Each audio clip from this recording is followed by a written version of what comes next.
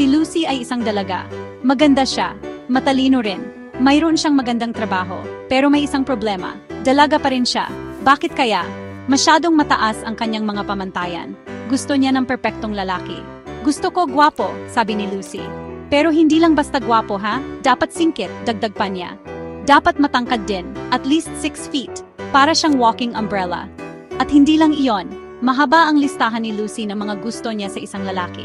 Kaya hanggang ngayon, wala pang nakakapasa sa kanyang panlasa. Isang araw, may nakilala si Lucy na isang matchmaker. Ako si Madam Oring, sabi ng matchmaker. Tutulungan kitang mahanap ang iyong true love. Talaga po, tanong ni Lucy. Pero dapat po, pasok siya sa aking mga criteria. Ano ba ang mga iyon? Tanong ni Madam Oring.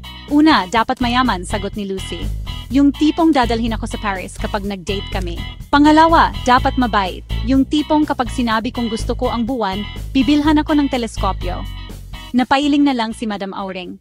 Mahirap yan! Sinubukan ni Madam Oring na ipakilala si Lucy sa iba't ibang lalaki. Pero wala pa ring nagustuhan si Lucy. May isang engineer, matalino at mayaman.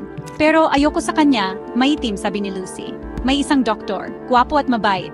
Pero ayoko sa kanya, mahilig sa pusa. Allergic ako, reklamo ni Lucy. Naku Lucy, sabi ni Madam Oring. Hindi lahat ng gusto mo, makukuha mo. Lumipas ang mga taon, dalaga pa rin si Lucy. Pero masaya na siya, natuto siyang mahalin ang sarili niya at ang kanyang buhay. Alam mo, sabi niya sa sarili, okay lang maging single. At least, masaya ako. At malay mo, isang araw dumating yung tamang tao. Hanggang sa muli, Lucy. Sana sa susunod, may boyfriend ka na.